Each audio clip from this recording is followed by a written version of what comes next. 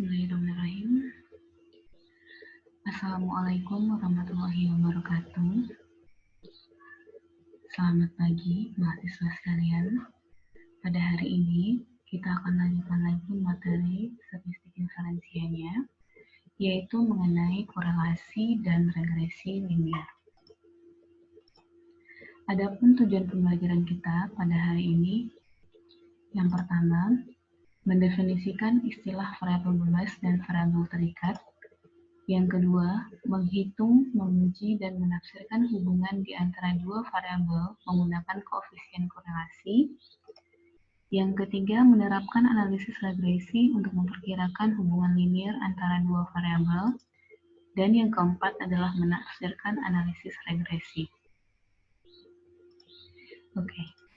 Nah, sebagai bahan pengantarnya, pada bab ini akan dijelaskan bagaimana hubungan antara dua variabel.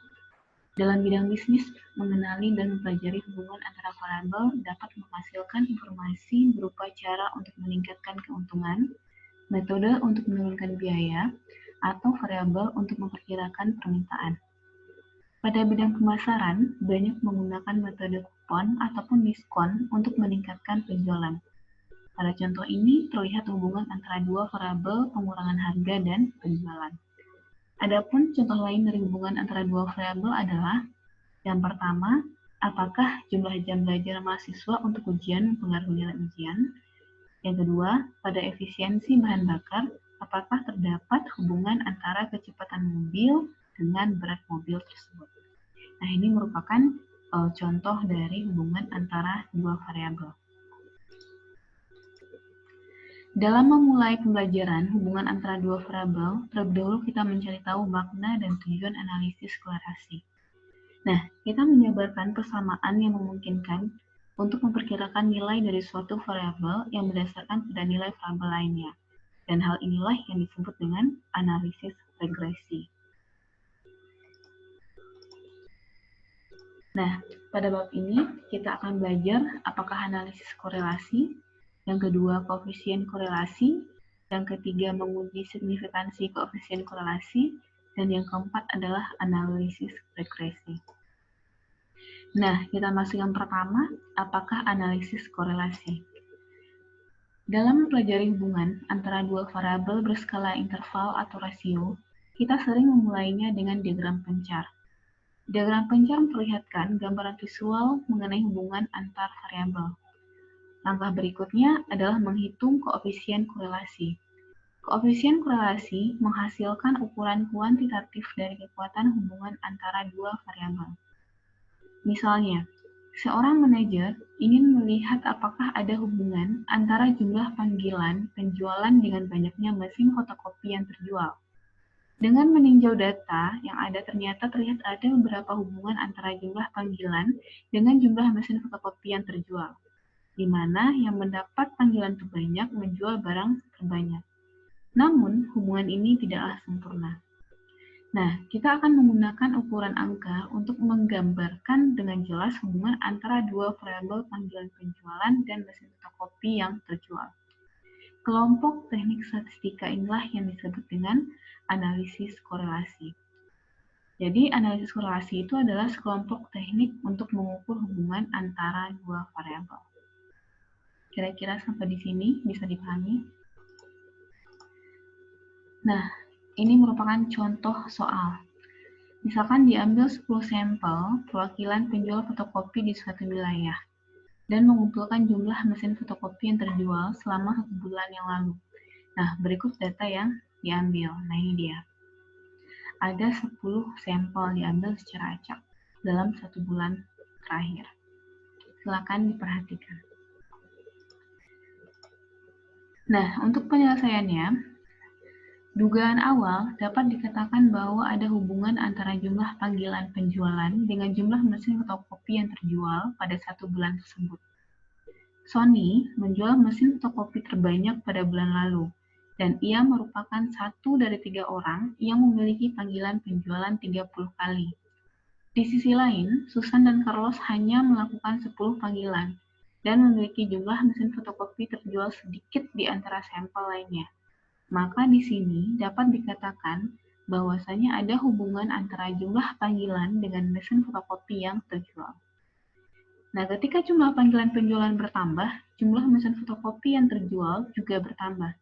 Maka dapat dikatakan jumlah panggilan penjualan sebagai variabel bebas dan jumlah mesin fotokopi yang terjual sebagai variabel terikat.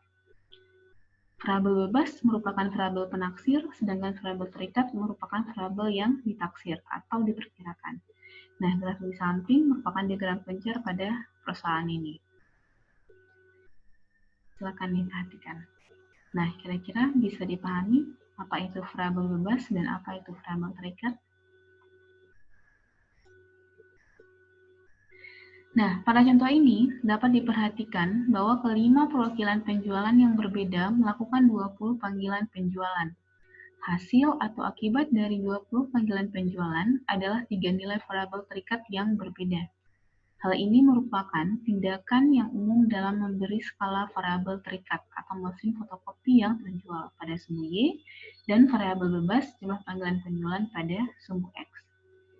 Diagram pencar menggambarkan secara grafis bahwa perwakilan penjualan yang melakukan lebih banyak panggilan cenderung menjual mesin fotokopi lebih banyak. Perhatikan bahwa ketika terdapat hubungan positif antar dua variabel, seluruh titiknya tidak terdapat pada satu garis. Pada bagian berikutnya, kita akan pelajari kekuatan dan arah hubungan antara kedua variabel ini dengan menentukan koefisien korelasinya.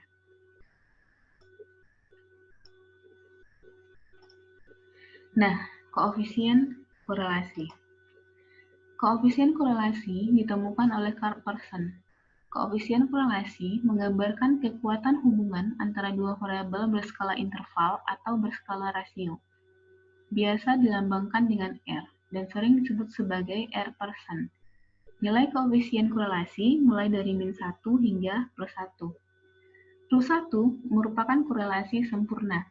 Pada contoh sebelumnya, jika kita mendapatkan nilai +1, maka dapat dikatakan jumlah panggilan penjualan dan jumlah mesin fotokopi yang terjual berkaitan sempurna dalam artian linear positif. Nilai -1 menunjukkan panggilan penjualan dan jumlah mesin fotokopi yang terjual berkaitan sempurna dalam artian linear terbalik. Nah, untuk korelasi negatif, gambarnya seperti ini grafiknya, sedangkan untuk korelasi positif, seperti yang ini. Silakan diperhatikan. Untuk nilai R% yang lain, misalkan nilai R-nya sama dengan 0, itu artinya tidak ada hubungan antara dua variabel tersebut. Nilai R mendekati 0 menyatakan hubungan linearnya cukup lemah.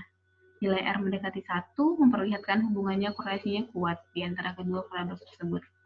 Maka dapat dikatakan bahwa hubungan korelasi tidak bergantung pada arahnya, baik positif maupun negatif. Nah, ini merupakan kira-kira diagram ya, atau gambar untuk melihat kekuatan ya dari nilai R%. Silakan diperhatikan. Koefisien korelasi adalah ukuran kekuatan hubungan linear antara dua variabel. Bisa kita katakan seperti itu. Nah, berikutnya kita lihat mengenai ciri-ciri koefisien korelasi. Yang pertama, koefisien korelasi sampel dilambangkan dengan huruf kecil R. Kemudian koefisien korelasi menunjukkan arah dan kekuatan hubungan linear antara dua variabel yang berskala interval atau rasio. Yang ketiga, koefisien korelasi berkisar antara -1 hingga +1. Yang keempat, nilai yang mendekati 0 menunjukkan terdapat hubungan yang lemah antar variabel. Yang kelima, nilai yang mendekati 1 menunjukkan hubungan searah atau positif antar variabel. Dan yang terakhir, nilai yang mendekati -1 menunjukkan hubungan terbalik atau negatif antar variabel. Koefisien korelasi. Nah, untuk menentukan berapa besar koefisien korelasi, itu nilainya sama dengan sigma dalam kurung X dikurang X bar dikali dengan Y dikurang Y bar dibagi dengan N dikurang 1 SX dan SY. X adalah data pada sumbu X, Y adalah data pada sumbu Y, X bar adalah rata-rata nilai X, Y bar adalah rata-rata nilai Y. N merupakan ukuran dari sampel, SX standar deviasi data X, dan SY adalah standar deviasi data Y. Nah, masih dengan contoh yang pertama, kita tentukan di sini nilai X dan dikurang X barnya, kemudian Y dikurang Y barnya, perkalian di antara keduanya, sehingga kita dapatkan nilai totalnya sebesar 900. Nah, di sini kita tentukan nilai X barnya dapat 22, sedangkan nilai Y barnya adalah 45. Nah, nilai standar deviasi untuk masing-masing SX dan SY adalah 9,189 dan 14,337. Dan nilai standar deviasi ini dapat ditentukan dengan persamaan. Nah, ini persamaan yang juga pernah kita gunakan dalam bab sebelumnya. Maka untuk menentukan berapa besar nilai R-nya, ditentukan dengan rumus R% tadi, maka di sini diperoleh nilainya sebesar 0,759. Nah, maka nilai dari ini dapat kita simpulkan hubungannya positif. Dan karena nilainya mendekati 1, maka hubungannya kuat. Jadi, dapat ditafsirkan bahwa panggilan penjualan mempengaruhi dengan kuat dalam terjualnya mesin fotokopi. Sampai di sini bisa dipahami? Nah, berikutnya adalah menguji signifikansi koefisien korelasi. Langkah yang kita lakukan itu hampir sama dengan uji hipotesis yang telah kita lakukan pada bab sebelumnya. Di mana yang pertama, kita merumuskan H1 dan H0. Misalkan untuk yang tadi ya, H0-nya, rho, sama dengan 0, dan H1-nya, rho, tidak sama dengan 0.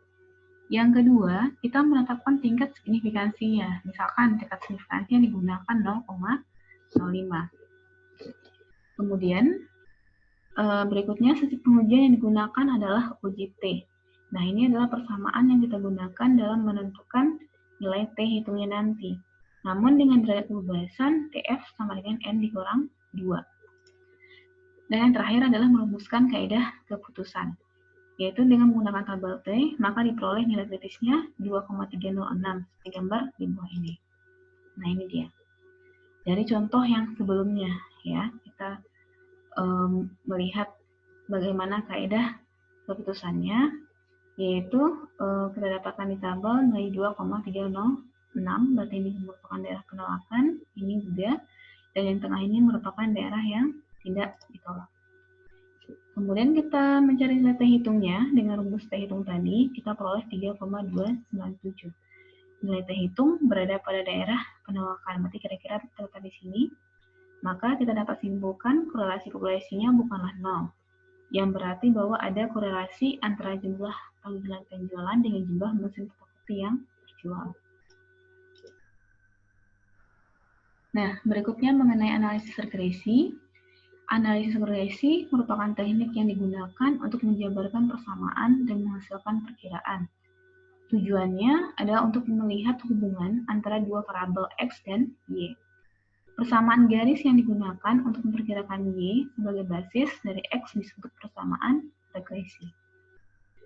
Nah, yang kita gunakan di sini adalah prinsip kuadrat terkecil. Pendekatan awal adalah menggunakan diagram pencar untuk mendapatkan garis secara visual yang terletak di antara data-data yang telah diperoleh. Kemudian kita menggunakan metode kuadrat terkecil yang merupakan metode yang paling sesuai digunakan dalam menghasilkan satu garis regresi. Nah, prinsip kuadrat terkecil adalah prosedur matematis yang menggunakan data untuk menempatkan garis dengan tujuan meminimumkan penjumlahan kuadrat dari jarak vertikal di antara nilai aktual Y dengan nilai taksiran Y. Nah, bentuk umum dari persamaan regresi linear ini dia. Ini biasa dibaca dengan Y topi, nilainya sama dengan A ditambah dengan BX. Y topi merupakan perkiraan nilai Y untuk tiap nilai X yang dipilih, sedangkan A titik potong Y, yakni nilai perkiraan Y ketika X sama dengan 0, B adalah pemberian garis, dan X adalah nilai variabel bebas. Nah, untuk menentukan nilai A dan B, kita bisa menentukannya seperti ini. Kalau nilai B, itu nilainya sama dengan R SY per SX, sedangkan A adalah Y bar dikurang BX bar. R koefisien korelasi, SY standar deviasi dari Y, SX standar deviasi dari X, Y bar rata-rata nilai Y, sedangkan X bar adalah rata-rata nilai X. Nah, menggambarkan garis regresi, persamaan kuadrat terkecil dapat digambarkan pada diagram pencar. Dan titik-titik lain yang ada pada garis regresi dapat ditentukan dengan mengganti nilai X-nya. Nah, garis regresi kuadrat terkecil memiliki ciri yang pertama, garisnya akan selalu melalui titik X bar dan Y bar. Yang kedua, titik tidak ada garis lainnya melalui data yang penjumlahan kuadrat deviasinya lebih kecil. Dengan kata lain, jumlah dari Y dikurangi Y topi dikuadratkan lebih kecil pada persamaan regresi kuadrat terkecil dibandingkan dengan persamaan lain manapun.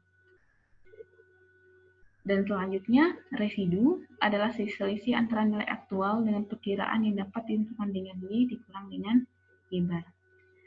Nah, demikianlah materi kita untuk hari ini. Terima kasih atas perhatiannya. Ibu akhiri, Assalamualaikum warahmatullahi wabarakatuh.